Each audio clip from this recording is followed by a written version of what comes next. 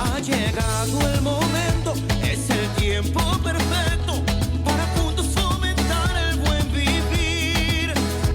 Y la meta no es lejana si tenemos la confianza que la fe y la voluntad mueven montañas.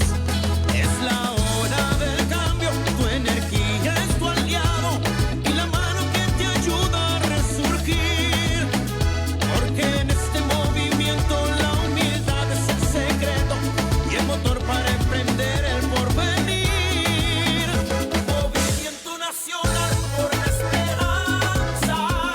Toda meta es visible, toda meta se alcanza. Movimiento nacional por la esperanza. El futuro si es posible, no perdamos la confianza.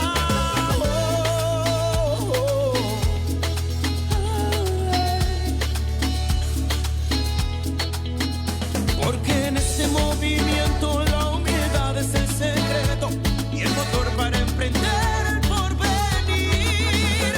Movimiento nacional por la esperanza. Toda meta es visible, todo se alcanza. Movimiento nacional por la esperanza. El futuro si es posible, no pierdas la confianza. Oye, es el movimiento nacional por la esperanza, donde todo se hace posible, donde todo se alcanza. Sembrando el futuro, haremos historia y a paso seguro, veremos la gloria. Sembrando el futuro, haremos historia. Llegó ese momento, llegó la hora, poquito a poquito todo mejora. Sembrando el futuro, haremos historia. Que la confianza de saber que con fe y esperanza va a suceder. Sembrando el futuro. Y ahora quiero que todo el mundo se sume a este movimiento con este coro gigante que dice así: 1, 2, 3.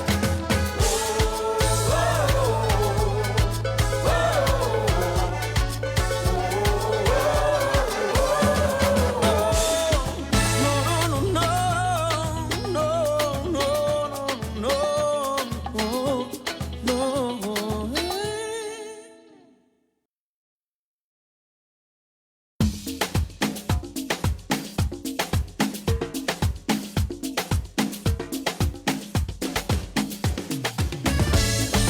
Es un movimiento, una fuente de esperanza.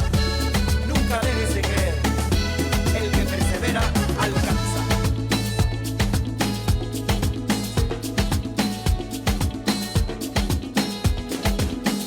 Ha llegado el momento, es el tiempo perfecto para juntos fomentar el buen vivir. Y la meta no es lejana si tenemos la confianza que la fe y la voluntad mueven montañas. Es la hora del cambio, tu energía es tu aliado y la mano que te ayuda a resurgir. Porque en este movimiento la humildad es el secreto y el motor para emprender el porvenir.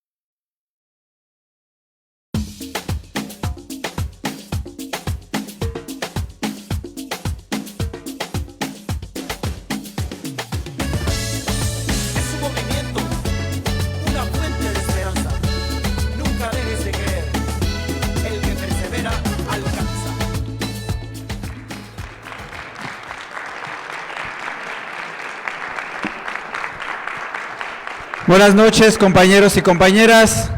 Si gustan ir tomando asiento, vamos a dar inicio a nuestra asamblea semanal del Movimiento Nacional por la Esperanza. El día de hoy, lunes 16 de marzo, nos acompañan aquí en el Presidium, desde la Alcaldía Tlalpan, nuestra compañera Berenice Telles.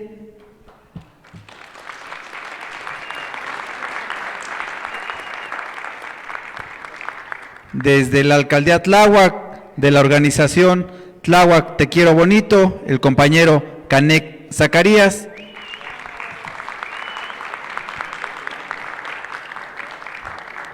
Nos acompaña una compañera abogada por la UNAM, Patricia Caballero.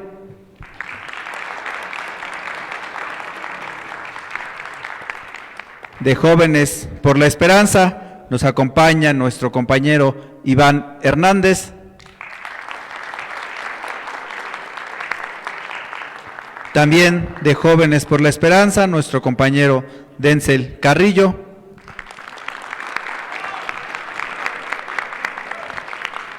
Desde el Estado de México nos acompaña nuestra dirigente y hoy diputada local, Celina Trujillo.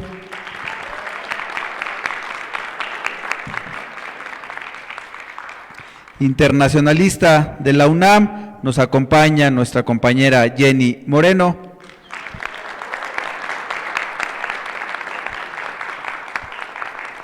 De la Alcaldía Iztacalco, nos acompaña nuestra compañera Maribel Barrientos.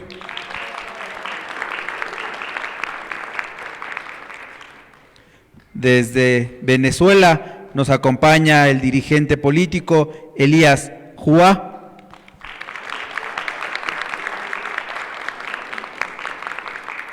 Desde Jalisco, nuestro compañero Salvador Zaragoza.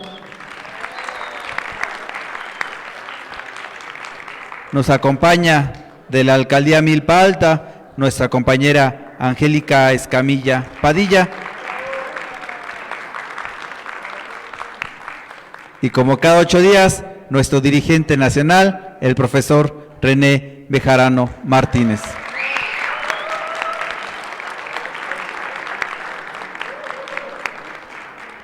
Para iniciar con nuestra ronda de participaciones, le vamos a ceder el micrófono a nuestra compañera Berenice Telles. Muchas gracias. Buenas noches a los compañeros de Movimiento por la Esperanza, ¿para acá? Sí. Y por supuesto al profesor René Bejarano, que nos permite estar aquí pues exponiendo diversos temas para quienes nos siguen y nos ven a través de las redes sociales y quienes acuden puntualmente todos los lunes aquí a las reuniones. Muchas gracias. Y bueno, pues el día de hoy les quiero compartir una reflexión con respecto a las encuestas rumbo al 2027. Este es un tema pues que adquiere bastante relevancia porque ya estamos prácticamente en territorio electoral.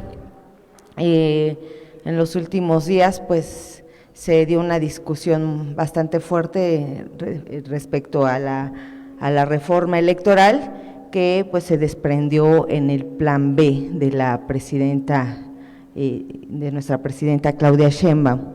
Y bueno, en este análisis quiero compartirles que efectivamente en el 2027 tenemos una elección que va a estar bastante compleja. Va a ser, estamos hablando de que simultáneamente va a haber 32 tableros distintos. Las encuestas se convierten en un instrumento técnico indispensable para el análisis político. No va a ser nada sencillo. Además, en el caso de Morena, pues ha decidido que las encuestas van a ser el mecanismo para definir quiénes serán los abanderados o los que integren pues la estructura de candidatos que van a participar en el 2027.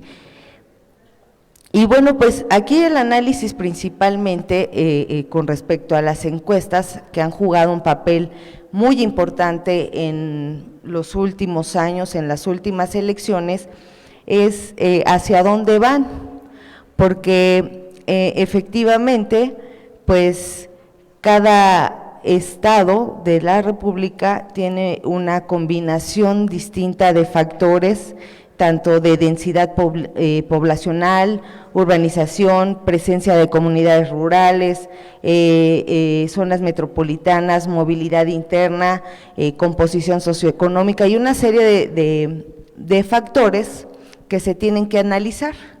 Y muchas veces, bueno, pues estas encuestas solo son utilizadas en el marco de la definición de candidaturas o de resistir las fricciones, ¿no? De generar consensos al interior de los partidos políticos. Y la reflexión que quiero compartirles y que estuve analizando y que además, bueno, con un sustento de diversas universidades que han hecho este análisis con respecto a lo que ha sucedido con las encuestas, pues es que cada vez están más lejos de la ciudadanía.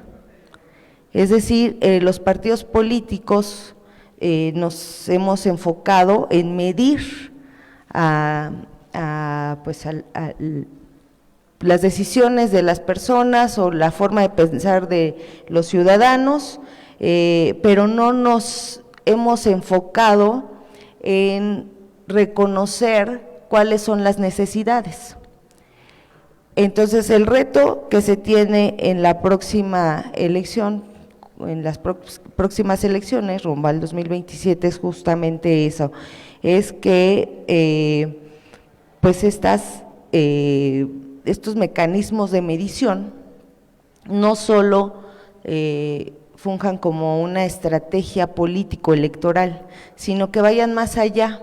Es decir, tenemos instrumentos súper valiosos para conocer cuáles son las necesidades de la población, incluso para los que ya actualmente gobiernan, pues tener instrumentos informativos muy importantes de qué es lo que está pensando la gente a la que gobernamos. Y sobre eso hacer hincapié, trabajar y incidir en políticas públicas que apoyen a resolver diferentes problemas. Desde este enfoque no tan político electoral, pues podríamos ir caminando en estos próximos meses, pues para ir resolviendo estas situaciones. Y bueno, pues los partidos políticos pues actualmente se utilizan estas herramientas narrativas para generar estos impulsos de negociaciones, es decir, la población, si hacemos, válgame, si levantamos una encuesta, muy probablemente la gente defina que no cree en las encuestas, ¿no? Dependiendo de lo que le estén preguntando, pero todo lo que tiene que ver en términos electorales, incluso, bueno, pues hay varias posiciones donde estas encuestas pierden su valor porque son encuestas que están publicadas a través de redes sociales, que no tienen una metodología.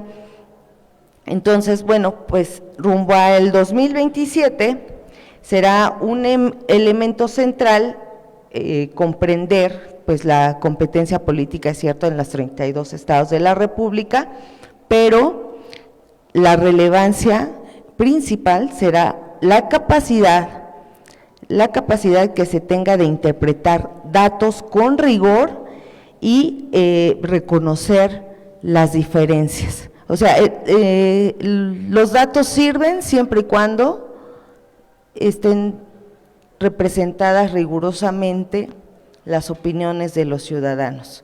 De lo contrario, podemos tener el riesgo de que la gente pierda la credibilidad en las dichosas encuestas.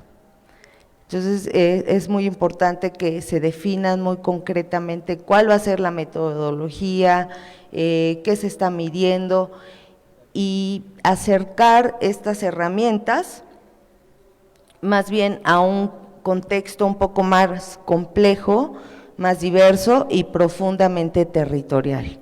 Es la cercanía con la gente, es escuchar al electorado y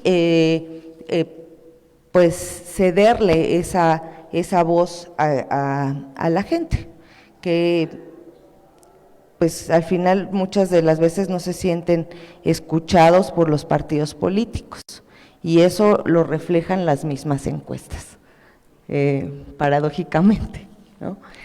Y pues básicamente ese es lo que les quiero compartir, y ojalá sea una reflexión justamente para lo que viene. Y bueno, pues los ciudadanos pues requieren ser escuchados, ser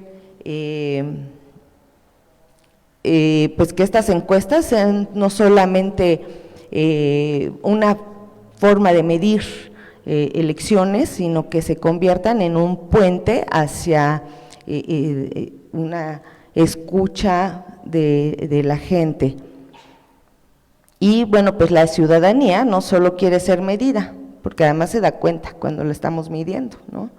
Se da cuenta de que hay encuestadoras, se da cuenta que le están preguntando sobre X o Y candidato, pero también quiere ser escuchada, y el puente precisamente puede ser estas encuestas si están utilizadas de manera adecuada y rigurosamente, con una metodología muy puntual.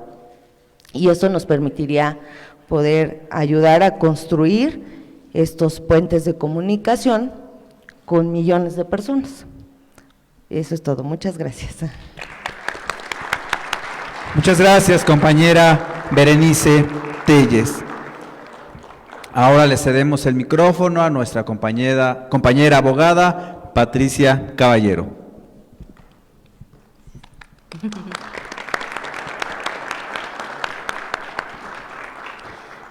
Buenas noches a todos los presentes, a todos los que nos ven por redes. Agradezco este espacio a mi buen amigo Noé Flores y sobre todo al profesor René Bejarano. Muchas gracias. El día de hoy quiero hablar de un tema que define no solo el presente, sino el futuro de la vida política, y esto es las nuevas generaciones. Durante muchos años se dijo que la política era un espacio reservado para unos cuantos, para quienes llevaban décadas en el poder o para quienes pertenecían a ciertos círculos. Pero la realidad está cambiando. Hoy, una nueva generación está levantando la voz. Una generación que cuestiona, que exige transparencia y que quiere participar en las decisiones que afectan su vida. Las nuevas generaciones no ven la política como un privilegio, sino como una responsabilidad de transformar, de corregir lo que no funciona, de construir instituciones más justas, más abiertas, pero sobre todo más cercanas a la ciudadanía. También debemos decir algo que es importante: no basta con ser jóvenes para cambiar la política. Se necesita compromiso, preparación, principios y una verdadera vocación de servicio público. La historia nos ha demostrado que cada generación tiene la oportunidad de redefinir su tiempo. Y hoy, la pregunta que debemos de hacernos es muy clara. ¿Las nuevas generaciones van a repetir los errores del pasado o van a construir una política diferente?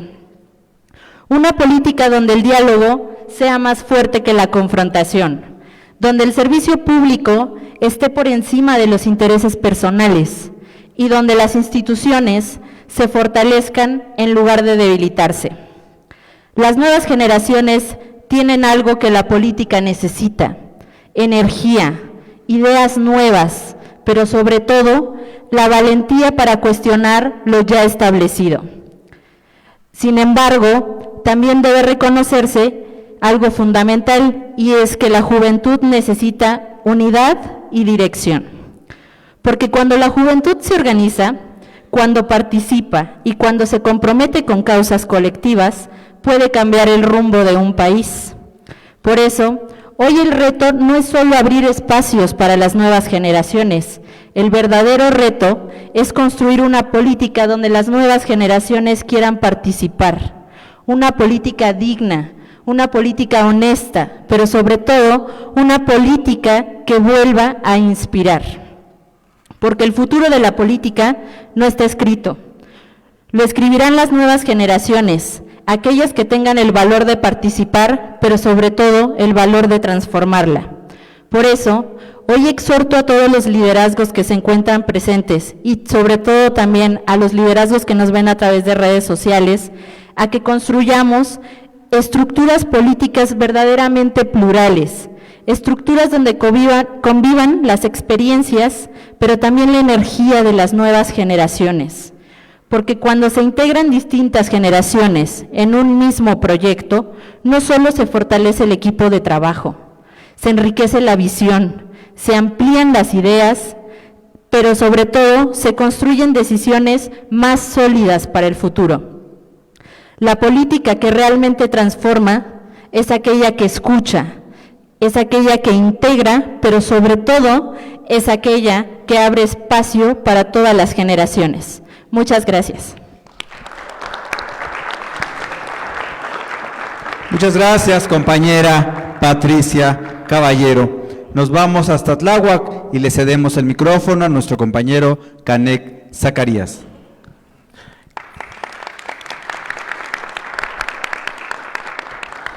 ¿Qué tal? Buenas noches, amigas y amigos.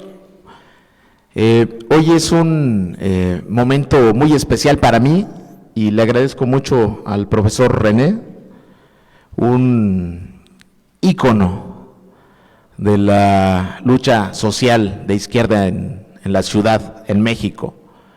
Agradezco mucho porque me dan la oportunidad de estar aquí con ustedes.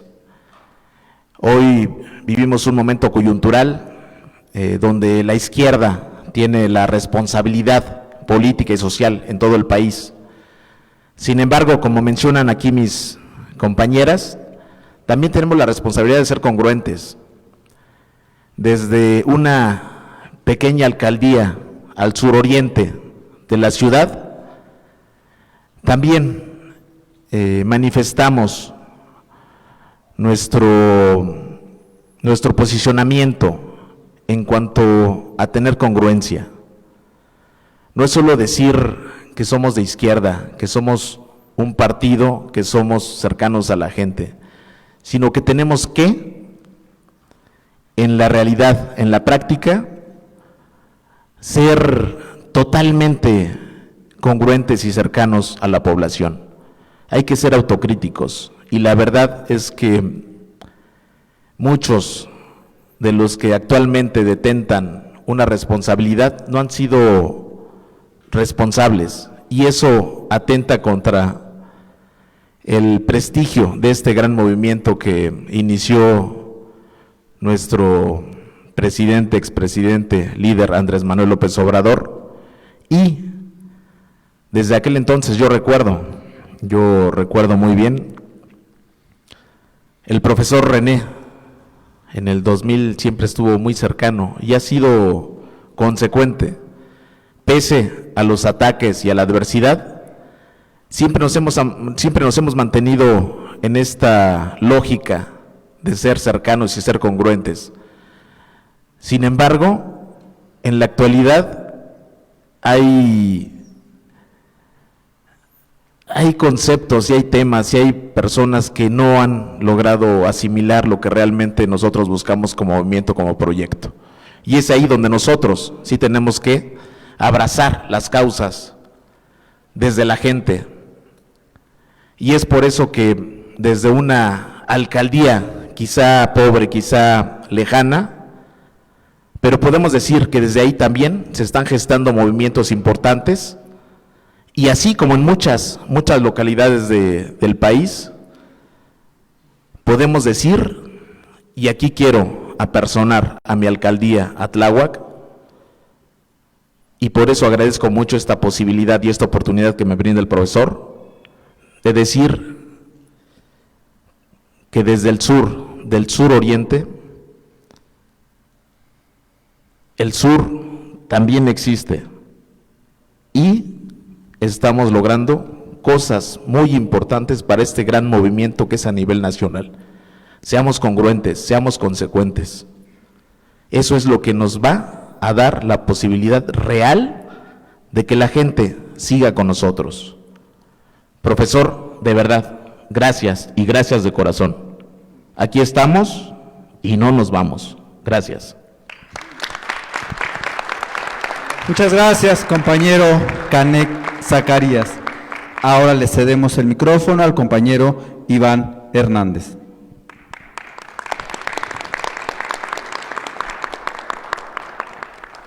¿Qué tal, compañeros? Buenas noches. Primero que nada, quisiera darle un agradecimiento claramente al profesor René Bejarano, que me da la oportunidad del día de hoy estar aquí. También a Noel Flores, al profesor y maestro Manuel Francisco Martínez Martínez y, claro, al coordinador de Jóvenes por la Esperanza y gran amigo Denzel Carrillo. Nosotros el día de hoy llegamos a la ciudad a partir de las 5 de la mañana, me parece. Y ustedes dirán, ¿de dónde venimos? Venimos de una gira en Veracruz, ya que la parte de la coordinación de Jóvenes por Esperanza, nos fuimos a Veracruz a dar ¿cómo decirlo? Unas conferencias, unas pláticas más que nada a jóvenes de secundaria, de preparatoria y de universidad. Empezamos por una comunidad muy pequeña, que es Chicontepec. No sé si alguien de aquí la conozca. Es una comunidad muy pequeña, está prácticamente en la sierra.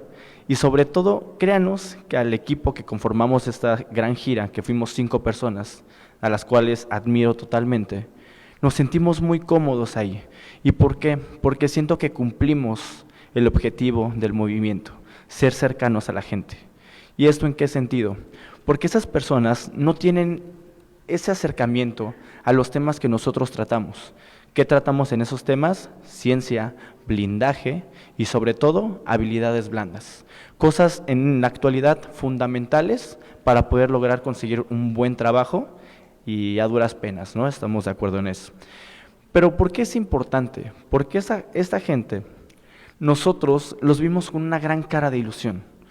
Y de verdad, eso es lo que a mí me llenó totalmente. Ser cercano, dar este mensaje y sobre todo, quedarnos en sus mentes. De verdad, no saben lo bonito que fue cuando esta gente se nos acercó preguntándonos, realmente interesadas acerca de estos temas. Y no solo fueron los alumnos, porque también dimos conferencias a padres. Y ustedes dirán, nosotros, ¿a qué le vamos a dar conferencia a los padres de familia de estos jóvenes? Pues sobre todo de cómo proteger a sus propios hijos. En este caso del blindaje con redes sociales, que muchas veces, como bien tenemos en cuenta, no existe esa concientización. ¿Cuántas extorsiones y hasta fraudes no vivimos día con día, ¿no? A partir de ese tema. Pero bueno, después de Chicontepec fuimos a Poza Rica. En Poza Rica se repitió la historia. Ahí obviamente con un aforo un poquito más grande, ya empezamos a crecer un poquito más de ciudad y a pesar de todo ello, la gente se siguió sintiendo cercana a nosotros. Y aquí es cuando yo me di cuenta de la gran diferencia que hay entre unas conferencias que les llevan regularmente a esas universidades y a lo que nosotros hicimos. Y es que los jóvenes quieren verse representados en otros jóvenes. Eso fue lo que les dio esta cercanía. De verdad, los jóvenes se acercaban con nosotros, nos pedían fotos, nos pedían nuestras redes sociales y posteriormente nos mandaban mensajes ilusionados para que los pudiéramos ayudar y a solucionar varios de sus temas y problemas que les acontecían en su día a día, ¿no? Cosa que siento yo que con personas de un poquito más edad, en la cual estos jóvenes no se pueden ver representados, pues hasta nos daría miedo. Yo hace unos 10 años estuve en esa posición. Cuando iba a conferencias, veía a personas mucho mayores que yo y obviamente te da esa autoridad, te da miedo acercarte a hablar. Y esto no pasó. Y finalmente terminamos la gira en Veracruz el día de ayer. Realmente fue espectacular, fue un recinto muy grande. Y la verdad es de que el que haya tanta gente en Veracruz, tantos jóvenes de secundaria, preparatoria y universidad, realmente interesados en cómo mejorar su futuro, es algo que yo no cambiaría por nada. De verdad, no sé si, creo que mi compañero Denzel les ha estado presentando imágenes alrededor de estas semanas acerca de la gira. Se les puede ver la cara de ilusión a esas personas, a esos niños, a esos adolescentes y a esos adultos que están a nada de salir a una carrera laboral. Y de nuestra parte, de verdad, esperamos que todo lo que nosotros platicamos y lo que les presentamos en esas pláticas les haya servido totalmente. Y créanme que nosotros estamos encantados y estamos impacientes por seguir repartiendo este mensaje. Por nosotros como jóvenes, seguir acercándonos a más jóvenes para lograr este objetivo. Muchas gracias. Muchas gracias, compañero Iván Hernández. Ahora le cedemos el micrófono al compañero Denzel Carrillo.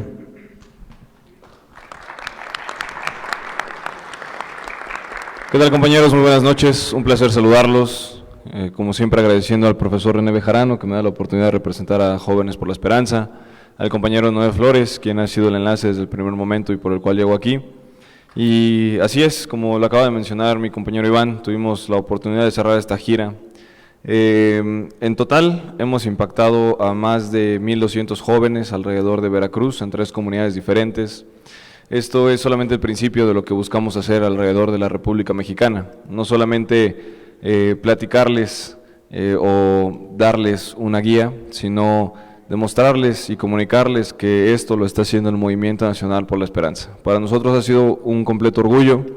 Igualmente agradecer al compañero, el maestro Manuel Francisco Martínez Martínez, que desde Veracruz nos hizo llamar, y que principalmente el compañero Noé Flores fue el enlace en este aspecto, ¿no? El maestro se acercó con él, preguntó por cómo podíamos apoyar y llegó a nosotros. Fue una ilusión por completo. No esperábamos nada de lo que recibimos, tanta calidad, tantas atenciones.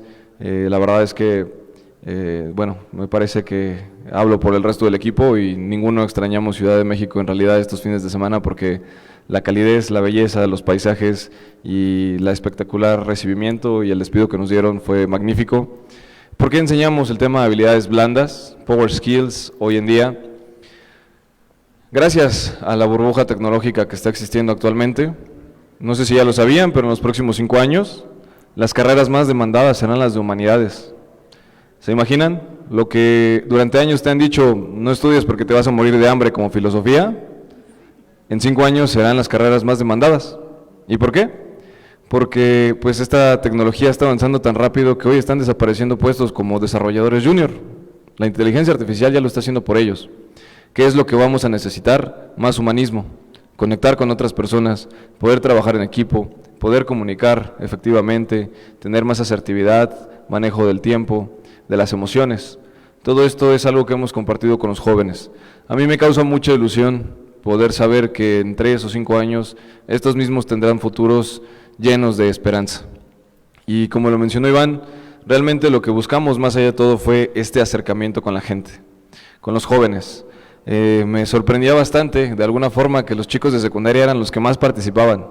Uno lo esperaría de los jóvenes de universidad tal vez, que ya van más al mundo laboral, pero los chicos de secundaria todo el tiempo levantando la mano y queriendo aprender y queriendo preguntar, fue realmente espectacular. Esto pues es una de las tareas que se me ha conferido, el poder conectar con otros jóvenes, el poderles acercar al Movimiento Nacional por la Esperanza.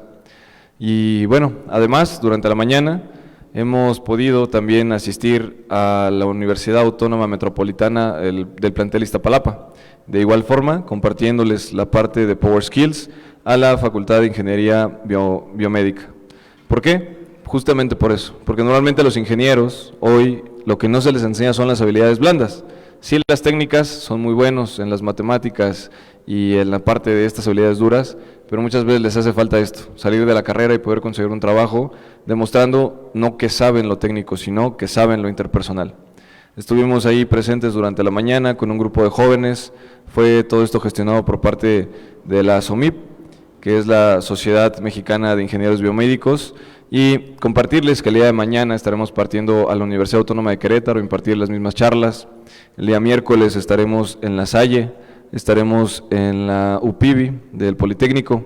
El día jueves iremos a la Universidad Politécnica de Chiapas, cerca de Tuxtla Gutiérrez. El día viernes estaremos en la UAM Azcapotzalco por la mañana, más tarde en la Facultad de Contaduría y Administración de Ciudad Universitaria, y el día sábado estaremos en el Senado impartiendo un taller sobre legislación de inteligencia artificial nacional e internacional. Todo esto, por supuesto, en representación de Jóvenes por la Esperanza y en representación del Movimiento Nacional por la Esperanza, porque desde que llegué aquí me parece importantísimo que todos y cada uno sepan qué es lo que el movimiento hace, sepan cómo es que el movimiento funciona y se acerquen cada vez más. Estoy seguro que en unos meses tendremos que traer más mesas y sillas porque no cabrán los jóvenes que estarán acercándose con nosotros. Es una labor que estamos haciendo desde hace algunas semanas, algunos meses incluso, y que estamos sembrando. Sabemos que lo mejor a veces es a largo plazo y que esta siembra estaremos cosechándola pronto desde Ciudad de México y el resto de la República. Por ahí he platicado ya con algunos compañeros de Sinaloa, de Tlaxcala, y estaremos prontamente acercándonos también a estos estados, porque si bien Ciudad de México es el centro, hemos visto que en las comunidades es donde más lo necesitamos, porque claro, la tecnología llegará a todos lados, pero en algunos años. ¿Y qué pasa con los que hoy tal vez no tienen el acceso? Tenemos que prepararlos, porque solo así tendrán un futuro lleno de esperanza. Muchas gracias. Muchas gracias, compañero Denzel Carrillo. Ahora nos vamos hasta Iztacalco y le cedemos el micrófono a nuestra compañera Maribel Barrientos.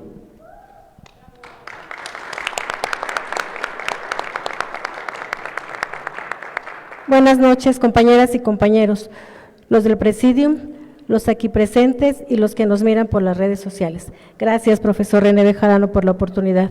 Hoy solo quiero agradecer a la presencia de nuestros compañeros del MNE que nos acompañaron a nuestra asamblea del pasado viernes 13 en el marco del Día Internacional de la Mujer. Nos fue muy bien y la verdad es que su presencia le dio un plus y vamos a seguirlo repitiendo constantemente, que siempre hay información para darles. Seguiremos trabajando por el buen vivir Iztacalco con el Movimiento Nacional por la Esperanza. Buenas noches. Gracias. Muchas gracias, compañera Maribel Barrientos. Ahora nos vamos hasta Venezuela y le cedemos el micrófono al compañero Elías Jua. Jagua. Jagua. Bueno, muchas gracias. Muchas gracias, René, por tu generosidad de permitirnos hablar en una segunda oportunidad en la Asamblea del Movimiento por la Esperanza, conectados con todo México. Gracias a ustedes también, los del Presidio, los presentes, los que nos escuchan, por oír la voz de un venezolano,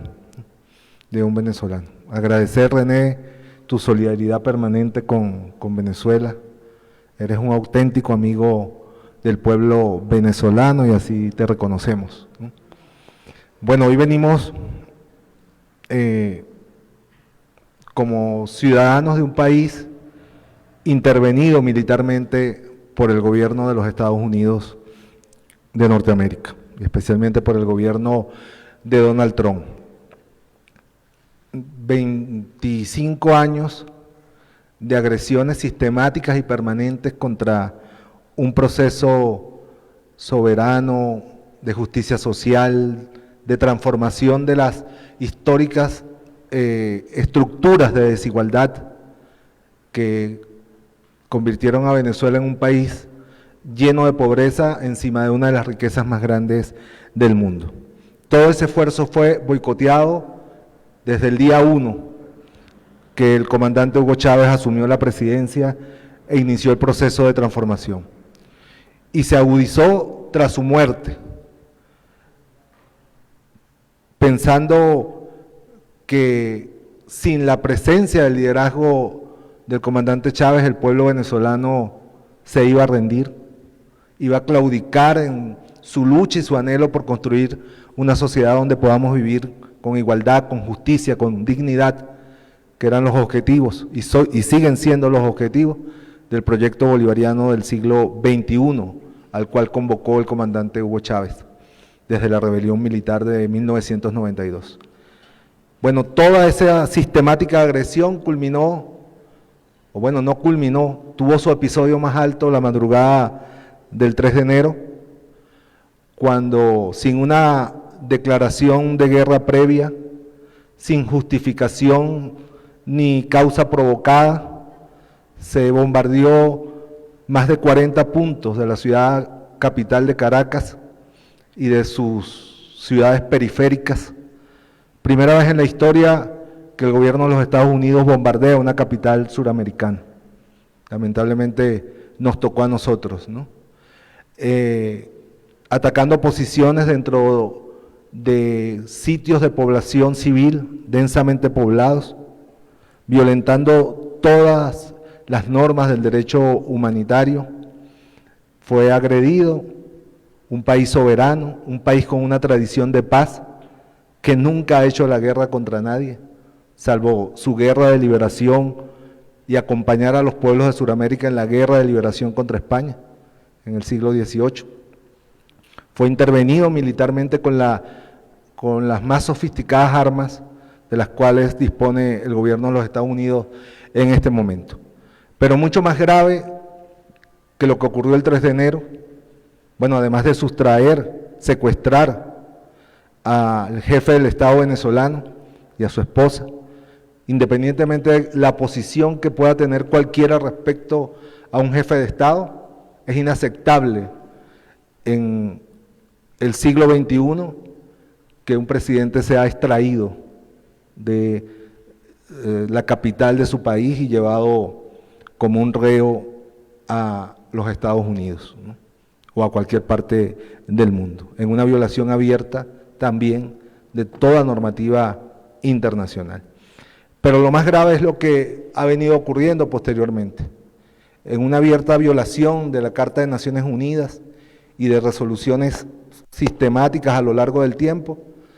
Venezuela hoy está coaccionada a generar políticas, legislaciones y acciones de gobierno que favorezcan los intereses de la potencia agresora.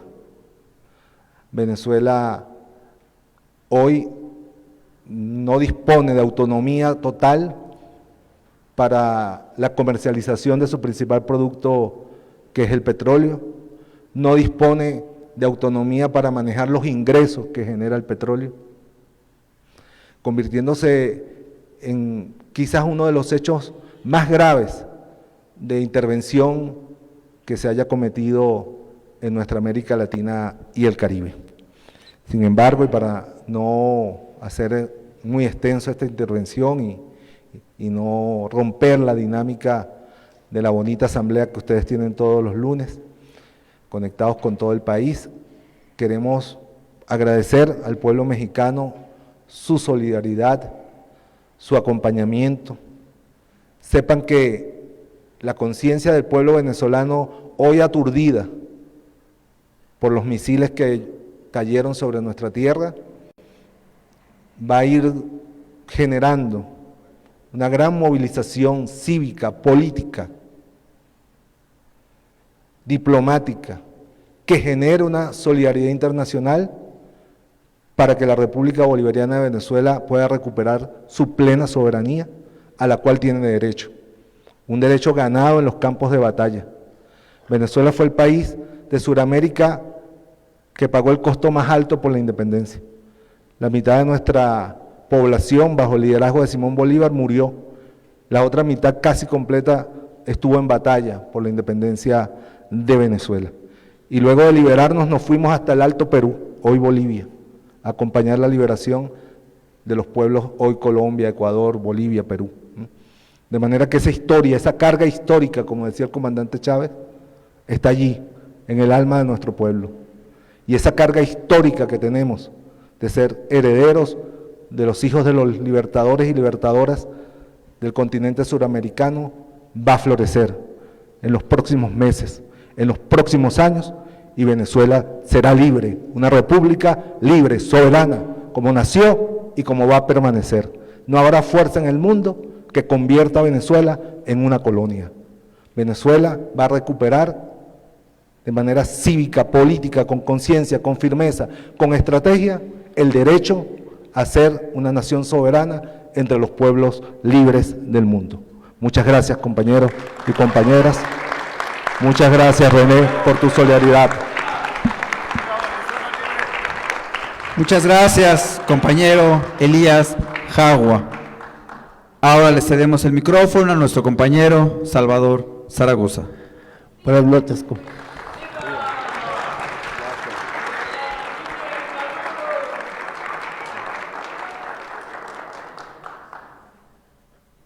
Bien,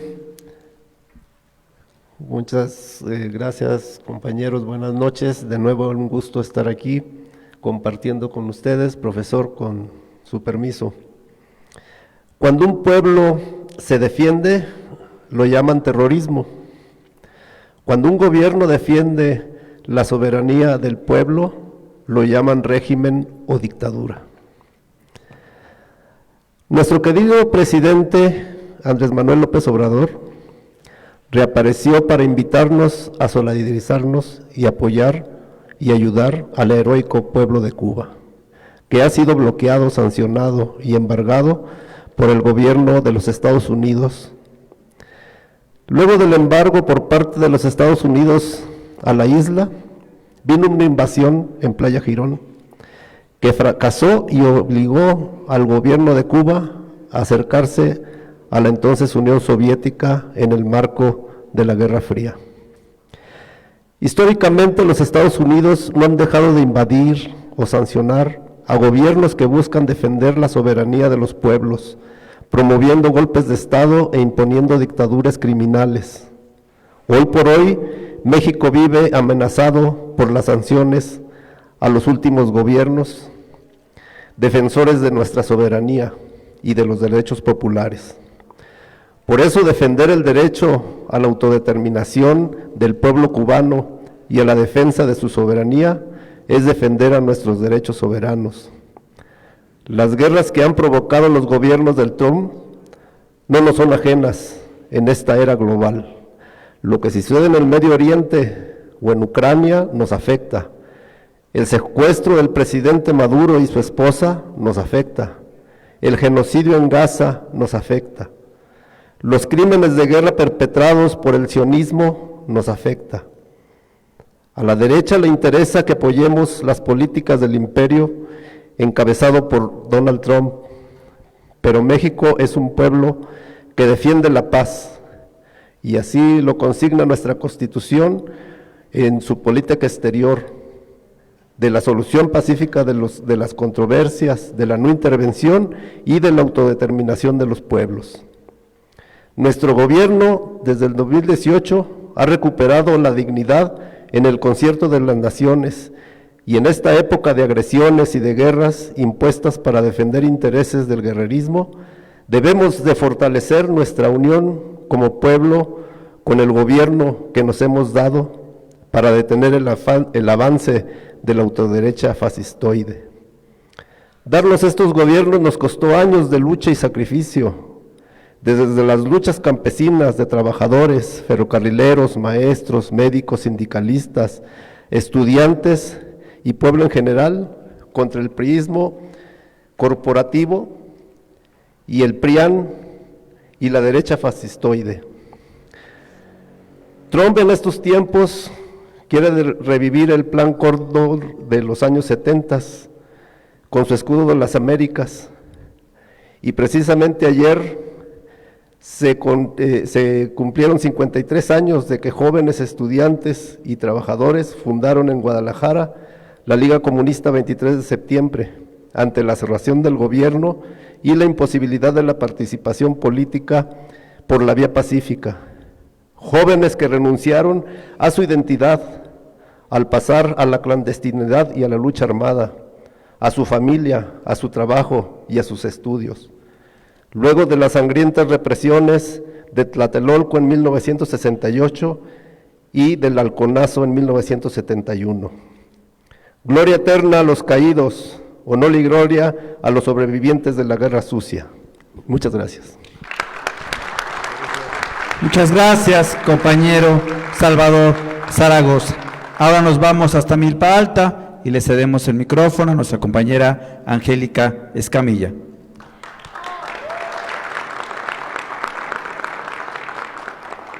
Hola, buenas noches, compañeros y compañeras. Vengo representando al grupo de Milpalta. El sábado 14 de marzo, en Villa Milpalta, se celebró una asamblea informativa a las 2 de la tarde. Recibimos al profesor René de Bejarano Martínez, presidente del Movimiento Nacional por la Esperanza, donde estuvimos disfrutando de la cultura y la tradición de Milpalta, con la participación de las tlacualeras. Es una tradición donde les llevaban el almuerzo a los trabajadores del campo al mediodía y nos compartieron melodías en náhuatl, como El Cielito Lindo, entre otras. Reciban un gran saludo del profesor Fernando Fernández Ríos, quien fue el que tuvo una excelente convocatoria con todos sus vecinos y vecinas.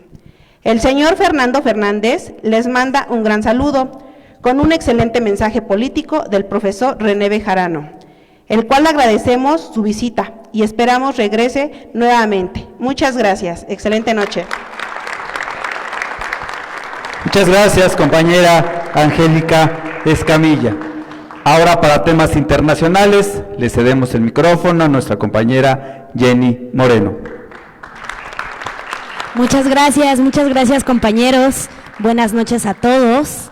Esperando que se encuentren muy bien, tanto los compañeros de redes sociales como todos los que están aquí presentes y especialmente mis compañeros de la mesa del Presidium. Es un gusto, profesor, poder compartir en esta ocasión las noticias relacionadas a lo que pasó hace unas semanas en Ecuador. Como bien saben, desde hace más o menos un mes, el alcalde de Guayaquil, Aquiles Álvarez, fue detenido por un tema denominado caso Goleada, sobre una investigación fiscal por presunta delincuencia organizada, es decir, lavado de activos y defraudación tributaria. Y en enero, un poquito antes de esto, también se cateó la residencia de Luisa González, que fue la ex candidata presidencial, que compitió con Noboa ya en 2 ocasiones, en el caso de la Caja Chica. Este caso se refiere a presuntas infracciones en la financiación y en los gastos electorales durante su campaña. Muy bien, estas acciones derivaron, lo raro de esta noticia es que todo esto derivó en la suspensión temporal de los derechos políticos del movimiento Revolución Ciudadana durante 9 meses. Es decir, que esta medida ha sido interpretada por sus dirigentes como un descarado intento de impedir su participación en las próximas elecciones locales.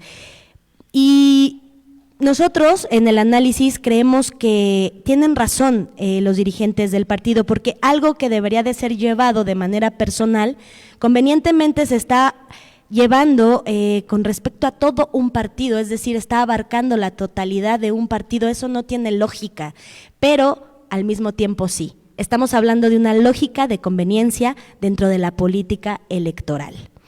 Así que bueno, esto nos lleva, compañeros y compañeras, a recordar que tras el ciclo político inaugurado por la Revolución Ciudadana, que fue justo un movimiento impulsado por el expresidente Rafael Correa, Ecuador entró en una etapa de fragmentación política intensa, y esto definitivamente facilitó el ascenso al poder de Daniel Noboa, cuyo gobierno combina liberalización económica, securitización del Estado y un claro alineamiento estratégico con Estados Unidos.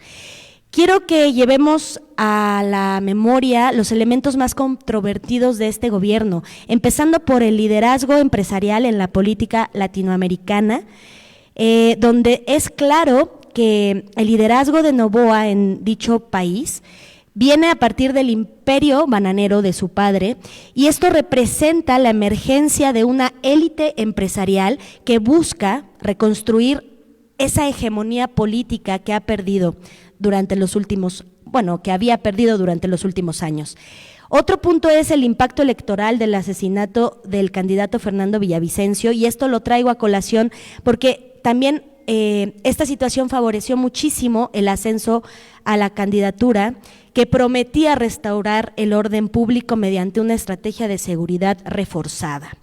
Otro punto que también no debemos olvidar es lo que sucedió para que hubiera una ruptura de relaciones diplomáticas entre nuestro país y Ecuador, cuando, hubo una incursión policial en la Embajada de México en Quito para poder detener al ex vicepresidente Jorge Glass. Este operativo, compañeros, no debemos de perderlo de vista, porque constituyó una violación al principio de inviolabilidad de las sedes diplomáticas, y esto está consagrado en la Convención de Viena sobre Relaciones Diplomáticas, lo que por supuesto evidenció la radicalización de la política ecuatoriana desde entonces.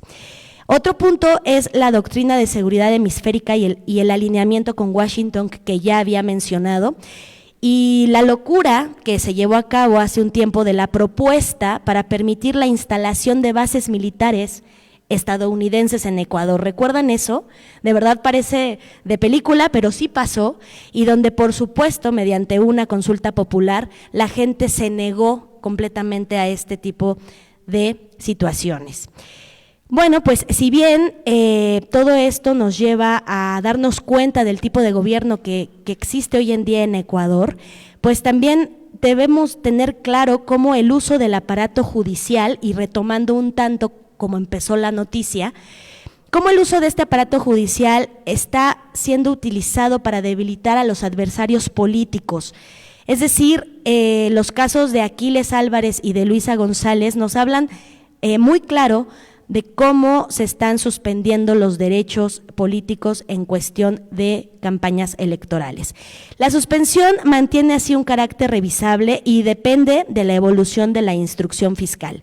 Así que el tribunal determinó que la prohibición podría levantarse antes de cumplir el plazo si es que el Ministerio Público retira la solicitud o si la investigación previa concluye en un archivo. Mientras tanto, la entidad investigadora debe presentar informes de actualización procesal cada 30 días. Así que estaremos pendientes de lo que vaya pasando. Por otro lado, compañeros y compañeras, quiero hablar de la 10ª cumbre de la CELAC, dado que es algo muy importante en esta ocasión. La CELAC se junta con el continente africano, y pues la comunidad de estados latinoamericanos y caribeños, junto con representantes de África, celebrarán el foro de alto nivel de la CELAC África el próximo 18 de marzo y se llevará a cabo durante 3 días, del 18 al 21 de marzo en Bogotá, Colombia. Esta cumbre, compañeros, debemos de ubicarla muy bien porque es una iniciativa de cooperación estratégica y un diálogo político de alto nivel que busca unir a la comunidad de estados latinoamericanos y caribeños, entre ellos hablamos de 33 países, y de los estados y de los países del continente africano. Su objetivo principal es conectar a ambas regiones para promover la integración birregional y el intercambio de conocimientos. El encuentro, además de buscar fortalecer todos estos puntos, también busca promover una agenda de cooperación entre el sur global, la cual se centra en la soberanía alimentaria, la innovación, el desarrollo social y la seguridad humana. También pretende sentar las bases futuras para las cumbres pertinentes dentro del marco del sur global. El foro busca consolidar esta alianza estratégica basado en la historia compartida que tenemos con aquel continente, compañeros. Es una historia de colonialismo, de explotación de recursos naturales y de luchas por la autodeterminación. Esta memoria histórica semejante nos hace tener una conciencia y una responsabilidad con el tema de la reparación histórica que nos compete. Durante el siglo XX se intentó hacer algo así con el movimiento de países no alineados. Sin embargo, tenemos que tener claro que esos esfuerzos carecieron de una arquitectura institucional estable. Y es que, compañeros, hagamos conciencia de algo. América Latina y África poseen grandes reservas de muchas cosas, pero entre ellas de litio, de cobre, de cobalto, de tierras raras. indispensables para la transición energética mundial. Si a eso sumamos que cuentan con enormes superficies agrícolas capaces de construir a la seguridad alimentaria global, estamos enfrente de un lugar que además tiene una población joven con potencial para impulsar nuevas cadenas productivas. Sin embargo, después de todo esto que les comparto, históricamente nuestra región y África han comerciado mucho más con Europa, con Asia y con Estados Unidos que entre ellas mismas. Por lo tanto, uno de los objetivos de este foro es romper esa dependencia estructural mediante acuerdos comerciales directos, mediante cooperación tecnológica y mediante alianzas en infraestructura y logística transatlántica. Pues esto también tiene un significado geopolítico, compañeros. Además de la dimensión histórica de la que ya les hablé, el foro tiene una fuerte suma de componentes económicos y geopolíticos que, como ya les dije, buscan la creación de nuevos corredores comerciales y, bueno, pues todo esto aprovechando los abundantes recursos estratégicos con los que cuenta la región. Al mismo tiempo, pretende fortalecer la coordinación política en organismos institucionales en temas como la reforma del sistema internacional, la justicia climática y la gobernanza de los recursos naturales. Finalmente, compañeros y compañeras, el encuentro también reivindica los profundos vínculos culturales y humanos entre África y América Latina, promoviendo así intercambios académicos, culturales y científicos que refuerzan nuestra relación histórica. La elección de Bogotá como sede del foro refleja el interés de Colombia por posicionarse como un puente diplomático entre América Latina y el Caribe. En este contexto se buscan sentar las bases para construir una nueva etapa dentro de las relaciones internacionales y también en la construcción de un nuevo orden mundial mucho más justo y más equilibrado. Así que más que un foro, compañeros, este diálogo simboliza la posibilidad de que el sur global construya su propio camino de desarrollo, basado en la solidaridad, el conocimiento compartido y la integración entre pueblos que durante demasiado tiempo miraron hacia otros centros de poder antes que a ellos mismos.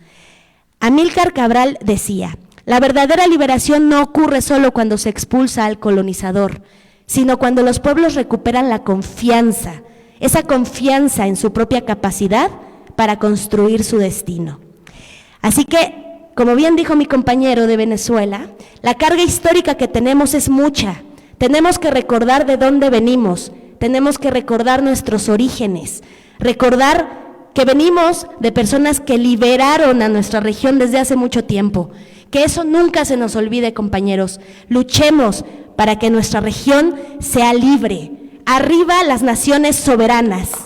¡Viva América Latina! ¡Viva! Muchas gracias, compañera Jenny Moreno. Ahora nos vamos hasta el Estado de México y le cedemos el micrófono a nuestra compañera Celina Trujillo. Muy buenas noches, compañeras, compañeros. Como siempre, un gusto compartir con todas y con todos ustedes esta asamblea semanal de nuestro movimiento. Saludo con afecto a todos quienes están presentes y en especial a nuestros compañeros del ERMA que hoy están aquí de manera presencial. Muchas gracias, compañeras, compañeros, por su asistencia. Quiero comentarles que en el Estado de México sigue la transformación. Decirles que la gobernadora está poniendo todo de su parte, como ya lo hemos manejado en algún momento o en todos los momentos en esta asamblea, destacando su trabajo, su dedicación que le está dando al tema de la seguridad y que ha nombrado este 2026 en el Estado de México el año de las obras. Y hoy celebramos con gusto la inauguración de algunos puentes y calles pavimentadas en Chimalhuacán y en Nezahualcóyotl. Hoy estuvo ahí la gobernadora dando el corte de listón a estas grandes obras que tienen la característica de ser de muy buena calidad y eso debemos de reconocerlo.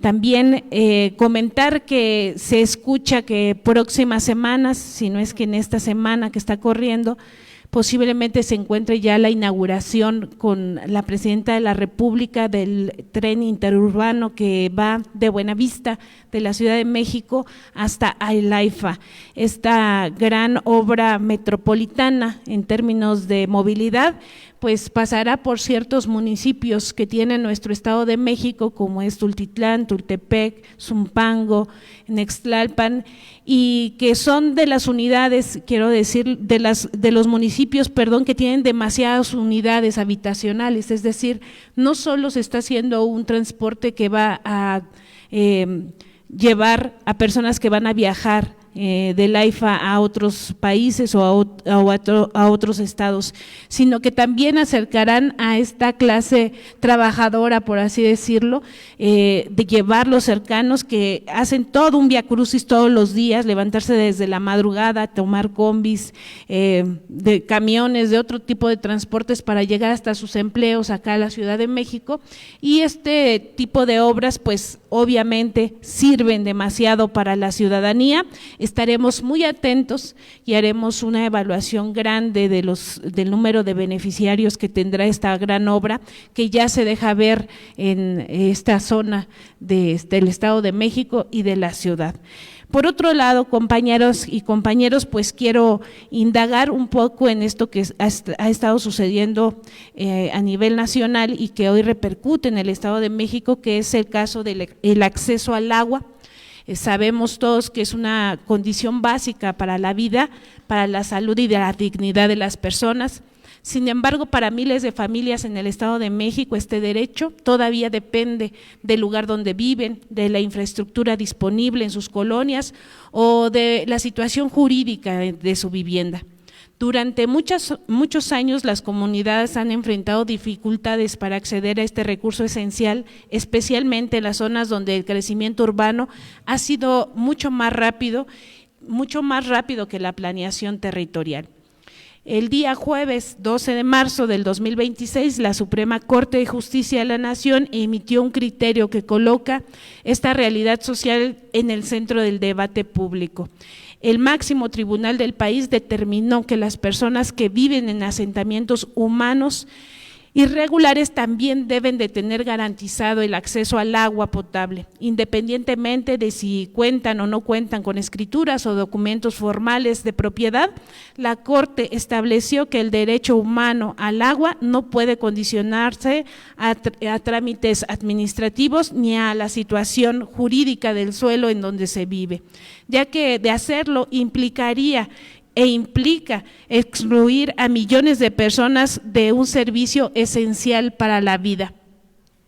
Como parte de esta resolución, se señaló que el Estado debe garantizar al menos 50 litros diarios de agua por persona, cantidad considerada a nivel mundial, internacional, como el mínimo necesario para cubrir las necesidades básicas de consumo, higiene y salud. Este criterio jurídico no solo tiene la relevancia jurídica, también reconoce una realidad social que durante décadas ha estado presente en muchas ciudades del país, particularmente la zona metropolitana, donde la expansión urbana ha generado grandes contrastes entre las colonias consolidadas y las comunidades que todavía carecen de este servicio básico. El Estado de México ha experimentado en las últimas décadas un crecimiento urbano intenso, impulsando en gran medida por la expansión de la zona metropolitana del Valle de México. En este proceso ha generado también la aparición y consolidación de asentamientos humanos irregulares, colonias que surgieron a partir de procesos de urbanización informal o de ventas irregulares de terrenos. De acuerdo con diversos diagnósticos territoriales, alrededor de 540,000 viviendas en el Estado de México se encuentran en estos asentamientos irregulares. Estas están distribuidas en 112 municipios, casi el total de nuestros municipios, pero se destacan, pues lo sabemos, lo vemos, lo vivimos: Ecatepec, Nezahualcóyotl, Chimalhuacán, Valle de Chalco, Ixtapaluca, Chalco, Tecámac y Zumpango. Pese a los esfuerzos que se han hecho para regularizar estas tierras con el INSUS, siguen siendo irregulares. Y ustedes saben que los gobiernos municipales esto va a derivar mucho trabajo legislativo y también pues trabajar demasiado, porque hay ciertas reglas que para tener un contrato de agua, pues evidentemente formalizar un contrato tiene que ver con la entrega de un contrato de compra-venta o otros documentos que avalen que es tu propiedad y que no estás en zona de riesgo, pero pues ya lo dijo la Suprema Corte de Justicia, los municipios, el Estado está obligado a garantizar este vital líquido para las personas. Así que pues siguiendo con el trabajo que hacemos socialmente, pues tenemos que tomar de la mano esta sentencia para poder hacer la gestión de vida, para entregar y llevar agua a quien más lo necesita, y muchas veces son zonas con dificultad. Así que pues tendremos que hacer este trabajo legislativo, pero también un trabajo muy consciente de los gobiernos municipales para lograrlo. Quiero comentarles a todas y todos que estaremos muy atentos a esta resolución y cómo la tomemos en el Congreso local, y les estaremos informando de manera oportuna e inmediata. Compañeras y compañeros, quiero comentarles también pues que la Nueva Esperanza, el Movimiento Nacional por la Esperanza, avanza con paso firme en el Estado de México, como parte de los trabajos encomendados por nuestra dirigencia nacional. Quiero comentarles que continuamos fortaleciendo la presencia territorial con los objetivos claros: construir en nuestras comunidades el buen vivir, una filosofía que coloca en el centro la dignidad de las personas, la justicia social y el bienestar colectivo. Y quiero comentarles que durante los últimos 2 fines de semana hemos vivido jornadas de organización y encuentros con la gente en el oriente del Estado de México, particularmente en el marco de la conmemoración del Día Internacional de la Mujer, una fecha que no solo nos invita a recordar la lucha histórica de muchas mujeres, sino también a renovar el compromiso por la igualdad sustantiva. El viernes 6 de marzo realizamos una importante actividad en la preparatoria número 274 del municipio de La Paz, donde en coordinación con el Centro Libre del municipio entregamos la cartilla de los derechos de las mujeres, un instrumento fundamental dentro de la estrategia nacional de nuestra querida presidenta, la doctora Claudia Sheinbaum, para prevenir y erradicar la violencia de género. Este ejercicio nos permitió acercarnos, informar y darle esta herramienta a los jóvenes, reafirmando que el conocimiento de los derechos es el primer paso para ejercerlos. Posteriormente, el sábado 7 de marzo, llevamos a cabo un evento de gran relevancia en Ciudad Mujeres La Paz, espacio que concentran diversas instituciones de gobierno estatal dedicados a atender las principales causas de violencia en 4 municipios: es Valle de Chalco, Iztapaluca, Nezahualcóyotl, Chimalhuacán y La Paz. Son 5 municipios los que abarca esta Ciudad Mujeres, y en este evento hubo más de 700 mujeres, participaron en este encuentro que llevó a la reflexión, a la solidaridad y la organización. Como diputada de este distrito, este espacio representa una oportunidad para fortalecer la gestión y el acompañamiento institucional hacia muchas mujeres que lo necesitan. En este encuentro hubo demasiada gestión. Las personas, siendo del municipio de La Paz, no conocían este espacio que tiene todas las instituciones de nuestro Estado de México enfocadas a este régimen. Y platicamos con muchas personas y pues ya saben, las historias grandes que tenemos, que escuchamos y que le estamos dando seguimiento a cada uno de los comentarios que se acercaban las mujeres para atender este tema. También quiero comentarles que el domingo continuamos con una actividad en el municipio de Chalco, donde el Movimiento Nacional por la Esperanza compartimos en un encuentro con muchas mujeres en este lugar. También hicimos la reflexión de recordar la historia de aquellas mujeres que lucharon antes que nosotras y abrieron camino para que hoy podamos hablar de un derecho participar políticamente y aspirar a una igualdad sustantiva en nuestro país. La organización siguió creciendo y el día 14 de marzo, el sábado pasado, realizamos 2 importantes asambleas con la presencia de nuestra querida dirigente nacional, Dolores Padierna.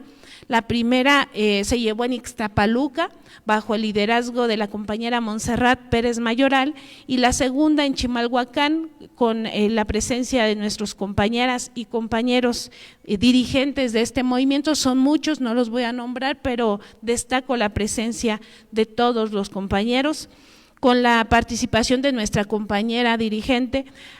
Ambos encuentros fueron espacios de gran impacto social, donde cientos de personas refrendaron su compromiso con la transformación del país. El mensaje de nuestra dirigente fue muy claro, profundo y lleno de esperanza. Nos recordó que los cambios verdaderos nacen de la organización del pueblo y la convicción de un México más justo es posible. Sus palabras fueron un llamado a no perder el rumbo, a mantener la vida y mantener la esperanza y seguir trabajando desde el territorio para la transformación de cada comunidad. Hoy el Movimiento Nacional por la Esperanza demuestra que cuando la organización social se une con la participación ciudadana, se construyen caminos reales para el bienestar. Compañeras y compañeros, quiero decirles que todo este trabajo territorial estamos dando seguimiento. Hace 15 días estuvo el profesor, estuvimos en Otzolotepec y hemos estado en constante comunicación con nuestros compañeros dirigentes y les quiero dar unas premisas. Hemos acordado, primero, con el tema de Otzolotepec, que el profesor estuvo presente, insisto, vamos a hacer una reunión con los pueblos originarios de esta zona. La zona que tiene la característica de los ñaño. Y vamos a hacer este primer encuentro, ya tenemos programado la actividad. Segundo, vamos a hacer un parlamento de los pueblos originarios de nuestro Estado de México. Y tercero, se llevaron y nos llevamos la tarea de la traducción de la cartilla de los derechos de las mujeres a su idioma ñaño, y lo estaremos presentando en máximo 2 o 3 meses públicamente, y los compañeros acordaron de entregar esta cartilla traducida a su idioma en cada región de su municipio. Así que, compañeras y compañeros, este trabajo es sí las fotografías, sí las imágenes, pero realmente el trabajo está haciéndose paso a paso, pero con paso firme, porque estamos buscando una sola cosa: el buen vivir en el Estado de México. Muchas gracias, compañeras y compañeros. Muy bien. Muchas gracias, compañera Celina Trujillo. Ahora le cedemos el micrófono a nuestro dirigente nacional, al profesor René Bejarano Martínez. Buenas noches, compañeras, compañeros. Muchas gracias a todas y a todos ustedes que están presentes aquí en la reunión semanal del Movimiento Nacional por la Esperanza, en esta ocasión correspondiente al lunes 16 de marzo del año 2026. Gracias a todas y a todos los que a través de las redes sociales se conectan desde todo el país para escuchar la información, así como a los líderes que están aquí en el presidio. Me da mucho gusto resaltar la presencia de Canek Zacarías, líder muy relevante en Tláhuac. Estuvimos, como ya lo informó él, el pasado fin de semana en esa región tlahuica, y vamos a reforzar el esfuerzo para la renovación política y generacional en aquella demarcación. Las tareas del MNE son nacionales, sería muy largo poder mencionar todo lo que se hace en todo el país cada semana, pero sí resalto lo que está haciendo Berenice allá en Tlalpan, el esfuerzo de los abogados que están presentes como una tarea siempre permanente, También la labor de los jóvenes, que está muy esforzada la labor. Escuchar la agenda me hace pensar que disponen de un helicóptero porque se andan moviendo de un lado para otro, pero no, lo hacen por el entusiasmo y la militancia. Como ya lo informó la compañera Celina, el fin de semana en el oriente del Estado de México, con la presencia de la compañera diputada federal, vicecoordinadora del Grupo Parlamentario de Morena, Dolores Padierna, se hizo una jornada de trabajo en aquella zona, coordinada con Celina. Gracias a Maribel Barrientos por el exitoso evento en Iztacalco el pasado viernes, en honor y en favor de los derechos de las mujeres, y también por el esfuerzo en Milpalta. Aquí está ya Fernando Fernández de aquella demarcación. Gracias, Angélica. Fue un evento muy bueno con la presencia de los 12 pueblos de aquella delegación y entre otras muchas cosas. Fue muy agradable escuchar la interpretación del himno nacional mexicano en náhuatl, lo cual pues es algo que reivindica los derechos de los pueblos originarios y la preservación del idioma náhuatl. Hoy estamos muy contentos de que esté aquí un compañero histórico de la lucha en Venezuela, el compañero Elías. Muchas gracias por informarnos de lo que está sucediendo en aquel país y desde luego para refrendar nuestra solidaridad. El próximo sábado vamos a estar en la Alcaldía Cuauhtémoc, vamos a apoyar el informe de nuestra compañera diputada local del Distrito 9 en esa alcaldía, la diputada Iliana Sánchez. Será a las 10 de la mañana en el Centro Cultural, que está ubicado en la calle Leandro Valle, el número 20, ubicada a un lado de la iglesia de Santo Domingo, en el centro histórico. Seguramente conocen la Plaza de Santo Domingo, que es muy emblemática. Viéndola de frente, del lado izquierdo hay una pequeña calle que se llama Leandro Valle, que empieza ahí y termina en Perú, pero en el número 20 está un centro cultural. Ahí va a ser la asamblea, ojalá nos puedan acompañar y así vamos a seguir desarrollando las actividades. Hay muchos temas que comentar esta semana, además de los que ya comentaron en las diversas intervenciones.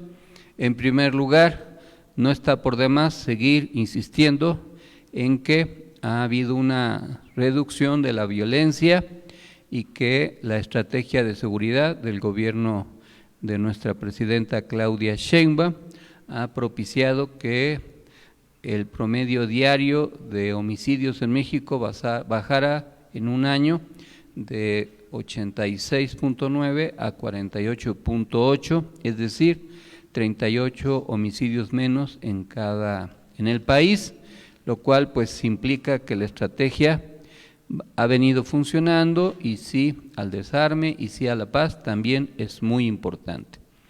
Otro tema que hubo en la semana fue la determinación de la reforma electoral, que no contó con el apoyo del Partido del Trabajo y del Partido Verde para permitir la reducción de los gastos en las prerrogativas de los legisladores, de los partidos y también en la disminución del sistema de representación proporcional.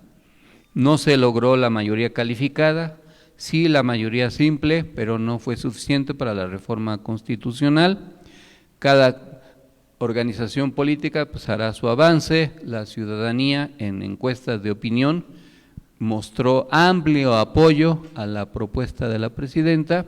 Sin embargo, todavía hay resistencias de estructuras políticas que vienen heredadas del viejo régimen y que no entienden la necesidad de las modificaciones sustanciales.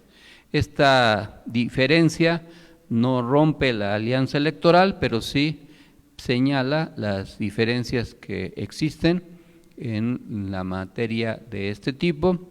Se presentó de inmediato el llamado Plan B, que hoy mismo se dio a conocer y que ya se mostró el apoyo inicial de las fracciones parlamentarias de los 3 partidos de la 4T, lo cual modifica otra parte de los aspectos político-electorales que tienen que ver con los gastos que se derivan del funcionamiento de los municipios, de las sindicaturas, de las regidurías y también de los congresos locales. Veremos si prospera o no la consulta popular en materia electoral, pero sí conviene resaltar que esta determinación es también algo que se debe avanzar. Vamos a ver qué grado de avance se tiene en ambas cámaras, creo que ahí no va a haber problema, pero probablemente haya resistencias en los congresos locales. Recuerden que se trata de una reforma constitucional que además de contar con el aval de cuando menos 2/3 de los integrantes de ambas cámaras, se manda a los congresos locales y los congresos locales tienen que dar su aprobación para que luego la presidencia promulgue la reforma constitucional. ¿Cuál es el problema? Que a lo largo de muchos años se han venido creando estructuras económicas de interés derivadas de los mecanismos de la reproducción política en cada entidad. Y voy a poner el ejemplo de la Ciudad de México, porque lo conozco ampliamente. La Ciudad de México tiene 66 legisladores locales, la mitad son de mayoría relativa, la otra mitad son de representación proporcional. Y a lo largo de los muchos años, desde que se formó la antigua Asamblea de Representantes, allá por 1988, el presupuesto de este órgano electoral ha ido creciendo significativamente, al llegar actualmente al monto de 1.800 millones de pesos anuales distribuidos entre 66 legisladores. Sí hay un exceso de gasto en este órgano legislativo, a tal extremo que a muchos líderes les gusta o les interesa más ser legisladores locales que ser legisladores federales, porque aunque nominalmente un legislador gana en su dieta X cantidad, la verdad es que en otros rubros se van sumando cantidades como el apoyo para el funcionamiento del módulo, asesorías, gastos diversos por acuerdo de la Comisión de Gobierno, y además de que a cada mes a cada grupo parlamentario se le entrega una partida de prerrogativas que se distribuyen entre los legisladores, y eso pues genera pues un ingreso muy por encima de lo que gana la propia Presidenta de la República.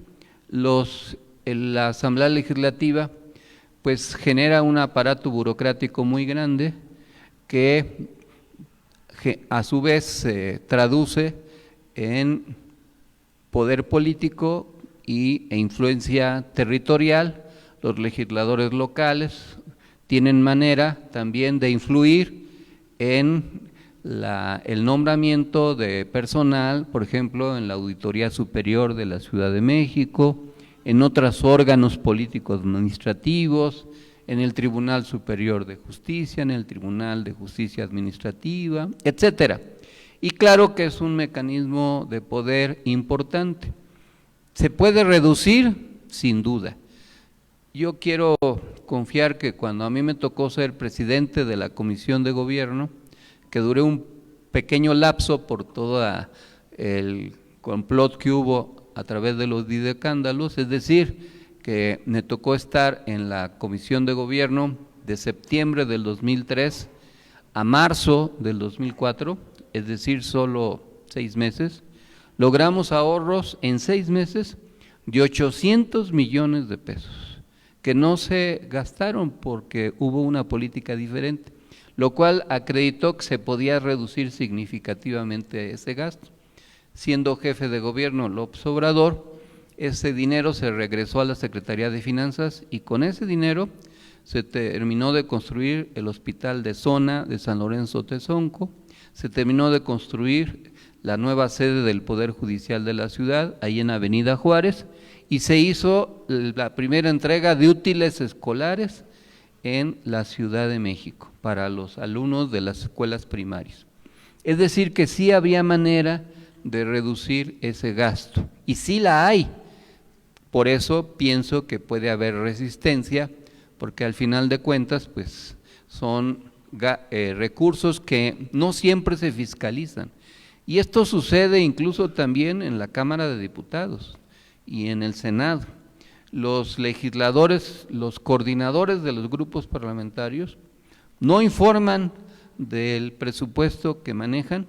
Si bien es cierto que hay auditorías o contadurías, las prerrogativas que controlan y la estructura administrativa que nombra, por ejemplo, el presidente de la Junta de Coordinación Política, pues es una estructura que se maneja a discreción y nunca hay un informe de los recursos que recibe cada grupo parlamentario, se manejan con discreción y son cientos de millones de pesos cada año, lo mismo que los congresos locales. Y sí hay una perversión en los municipios, hay dirigentes políticos que no quieren ser diputados locales ni diputados federales, aunque sean regidores, porque un regidor en Acapulco gana más que un diputado federal, mucho más. Además de que hay muchos regidores en Acapulco, llegan a ser hasta 23, por ejemplo, si no mal recuerdo la cifra. Entonces sí, racionalizar el presupuesto en este ámbito es importante. Vamos a ver cómo evoluciona. No hay que bajar la guardia en la racionalidad del presupuesto.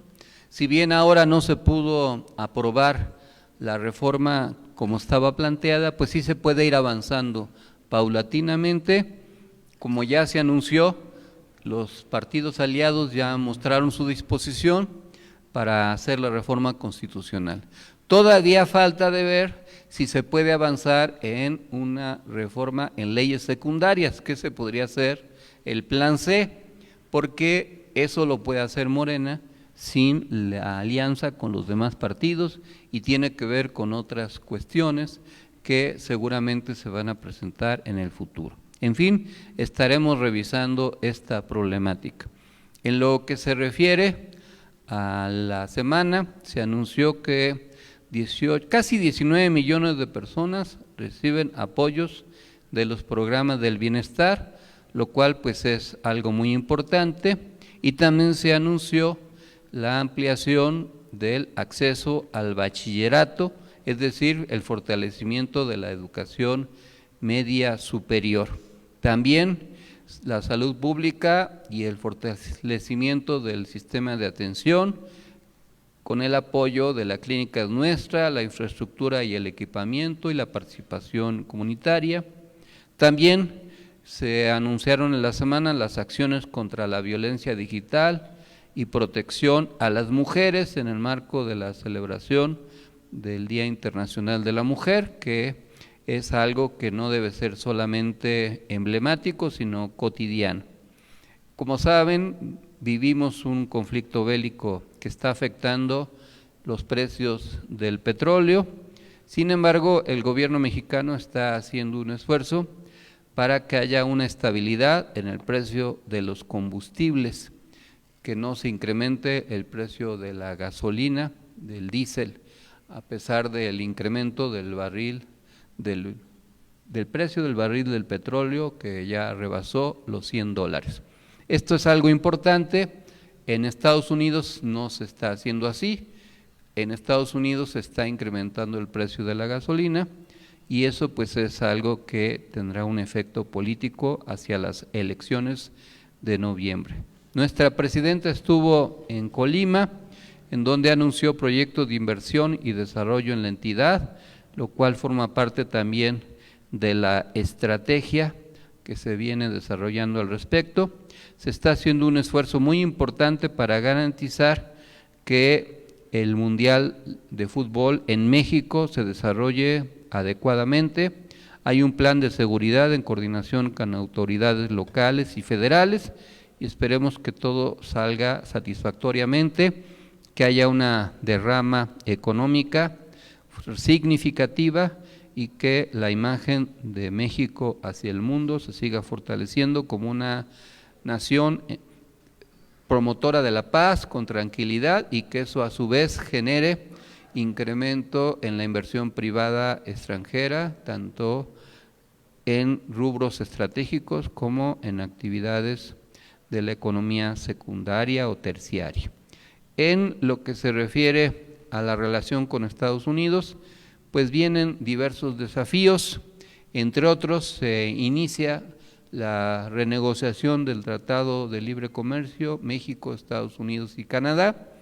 En principio hay 2 mesas bilaterales, una de México con Estados Unidos, otra de México con Canadá y otra de Estados Unidos con Canadá, que deberán terminar en una renegociación trilateral. Esperemos que el gobierno de Trump no quiera, como es su costumbre, generar inestabilidad tomando decisiones que puedan ser totalmente contraproducentes. Ya se hizo énfasis en el apoyo del gobierno de México histórico a Cuba, la campaña de solidaridad que anunció el expresidente López Obrador y la resolución de los conflictos globales.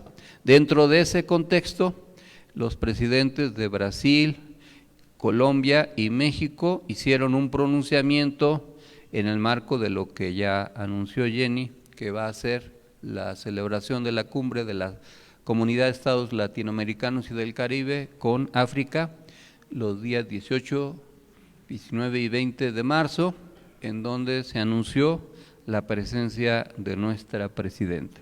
Es significativo este asunto porque tiene que ver con la lucha por la paz y esto requiere ser reflexionado de manera adecuada, pues la historia contemporánea parece haber aprendido a respirar con dificultad, como si el aire del mundo estuviera mezclado con pólvora desde mediados del siglo XX. La humanidad proclamó su deseo de paz al terminar la catástrofe de la Segunda Guerra Mundial, pero ese deseo nunca logró convertirse en una realidad duradera. Si bien no hubo o no ha habido una tercera guerra mundial, esto no quiere decir que la paz haya llegado a consolidarse plenamente en el mundo. El año de 1945, que debía inaugurar una era distinta, marcó también el comienzo de una tensión permanente, la carrera armamentista en el marco de la Guerra Fría. 2 sistemas ideológicos y 2 bloques militares se enfrentaron sin combatir directamente entre sí, pero extendieron su rivalidad a todos los rincones del planeta. Durante décadas, el mundo vivió bajo la sombra de la amenaza nuclear, como si cada amanecer estuviera condicionado por la posibilidad de un último atardecer. Esta sombra de la guerra nuclear no ha desaparecido. Hay muchos países que tienen capacidad de destruir al mundo a través de las armas nucleares que poseen. Las potencias proclamaban la paz mientras acumulaban arsenales capaces de destruir la civilización varias veces. Aquella paradoja se convirtió en la lógica dominante de la política internacional. Armarse para evitar la guerra, pero prepararse siempre para hacerla. Así, aunque la Guerra Fría evitó un enfrentamiento directo entre superpotencias, el mundo fue escenario de innumerables conflictos regionales que cobraron millones de vidas. Hay que resaltar que la Segunda Guerra Mundial, según la estadística, ocasionó la muerte de alrededor de 6 millones de personas. De la Segunda Guerra Mundial hacia acá, han muerto otras muchas millones de personas en diversos conflictos. Seguramente se recuerda la guerra de Corea, que dividió una nación y dejó un país fracturado hasta nuestros días. La guerra de Vietnam, símbolo de la tragedia de una guerra ideológica convertida en pesadilla para una generación. La guerra de Afganistán, que se prolongó durante 2 décadas, dejando un país devastado. La guerra de Irak, que desestabilizó profundamente el equilibrio político del Medio Oriente. Y más recientemente, la guerra entre Rusia y Ucrania, que reavivó los fantasmas de la confrontación entre grandes potencias. Y no se puede olvidar el genocidio que se está viviendo en Gaza, en Líbano, como parte de la estrategia de dominación de Estados Unidos e Israel. Cada una de estas guerras fue presentada como inevitable, necesaria o incluso moralmente justificable. Sin embargo, todas ellas dejaron una estela común: ciudades arrasadas, pueblos desplazados y generaciones enteras marcadas por la violencia. Detrás de las narrativas oficiales de defensa de la democracia, lucha contra el terrorismo, preservación de la seguridad, etcétera, se encuentran con frecuencia motivaciones menos visibles. La guerra suele ser también el resultado de intereses económicos y geopolíticos. El control de recursos naturales estratégicos, como el petróleo, el gas o los minerales raros, ha sido históricamente uno de los motores silenciosos de los conflictos. Lo mismo ocurre con las rutas comerciales, los corredores energéticos y la influencia sobre regiones estratégicas del planeta. A esto se suma la competencia entre potencias por ampliar sus esferas de influencia. Cada guerra regional suele ser, en realidad, la expresión local de una disputa global. La historia demuestra que la geopolítica raramente se limita a principios abstractos. En la mayoría de los casos se trata de territorio, poder y recursos. En este escenario aparece una de las ironías más notables de la política internacional.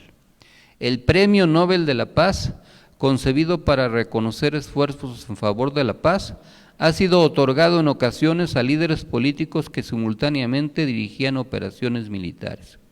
Tal fue el caso de Barack Obama, quien recibió el premio en 2009, mientras su país mantenía tropas en Afganistán e Irak y expandía el uso de drones en operaciones militares. Paradójicamente, incluso el actual presidente Donald Trump, llegó a promover la idea de que merecía tal reconocimiento por su papel en acuerdos diplomáticos en Medio Oriente, pretendiendo ocultar su injerencia en el genocidio en Gaza, y no dejó de ser tragicómico que el premio se lo otorgaran a Corina Machado, quien había exigido la intervención militar de Estados Unidos en Venezuela, y que luego esa sedicente pacifista le otorgara o le regalara la medalla y el diploma que le otorgó la Academia del Nobel a Donald Trump. Pareciera una tragedia cómica, pero fue parte o es parte de las contradicciones que actualmente se vive. Estas situaciones revelan una profunda contradicción. La paz se convierte a veces en un símbolo político, mientras la maquinaria de guerra continúa funcionando. La política guerrerista no pertenece exclusivamente, sin embargo, a un bloque ideológico. Hay gobiernos de distintas orientaciones, conservadores, liberales o incluso autodenominados progresistas o revolucionarios, que han recurrido al uso de la fuerza armada para defender intereses estratégicos y también fuerzas fundamentalistas. En el fondo de esta realidad se encuentra uno de los sectores económicos más poderosos del mundo, la industria militar. Las empresas que producen armas, sistemas de defensa, aviones de combate y tecnología militar forman parte de un mercado global de dimensiones colosales. Cada año los gastos militares mundiales superan los $2 billones. Esta cifra excede ampliamente los recursos destinados a combatir el hambre, la pobreza o el cambio climático. La paradoja es evidente. El mundo invierte más en perfeccionar la destrucción que en garantizar la vida. Quizá uno de los efectos más inquietantes de esta dinámica es la progresiva normalización de la guerra. Las noticias sobre bombardeos, invasiones o conflictos armados aparecen diariamente en los medios de comunicación como si se tratara de fenómenos inevitables. A veces parece uno estar viendo un videojuego, ahora que se mezcla la información con la inteligencia artificial, ya no se puede discernir en si un bombardeo, la destrucción de un edificio, la destrucción de un barco, de un avión o lo que sea, es parte de una filmación verdadera o solo un montaje para generar una impresión. Pero eso genera una psicología, ver que es algo normal, que no tuviera efectos en la vida de las personas. Pero la guerra nunca es normal. Cada conflicto armado deja una herencia de sufrimiento que rara vez aparece en los discursos oficiales. Ya no digamos solo las muertes, que son de por sí algo irreparable. Soldados mutilados que regresan a casa con heridas permanentes. Familias que pierden a sus hijos. Niños que crecen entre ruinas o en la orfandad. Pueblos enteros obligados a emigrar. Sociedades traumatizadas por generaciones. La guerra no termina cuando cesan los disparos. Sus efectos psicológicos o sociales pueden perdurar durante décadas. Frente a esta realidad, la defensa de la paz no puede reducirse a un discurso ceremonial. La paz es una construcción política, económica y cultural que requiere decisiones concretas, reducir el gasto militar, fortalecer los mecanismos diplomáticos y priorizar el desarrollo humano por encima de la lógica de la confrontación. La humanidad no debe acostumbrarse a vivir bajo la amenaza permanente de la violencia. Cada generación tiene la responsabilidad de cuestionar la idea de que la guerra es inevitable, porque la guerra, más que un destino, es una elección, y si fue creada por los hombres, también puede ser superada por ellos. Quizás la verdadera medida del progreso humano no sea el poder de nuestras armas, ni la sofisticación de nuestras tecnologías militares. Tal vez el verdadero avance de la civilización consista en algo más simple y más profundo, la capacidad de preservar la vida. Mientras exista la guerra, la humanidad seguirá siendo una obra inconclusa. Y si somos partidarios del buen vivir, tenemos que ser partidarios de la cultura de paz. La lucha por la paz es una cuestión fundamental para la sobrevivencia de la especie. No se trata de ganar ninguna guerra, se trata de ganar la paz. Viva la paz en el mundo, viva el buen vivir. Muchas gracias, compañeras y compañeros. Para concluir nuestra asamblea semanal, nos ponemos de pie para entonar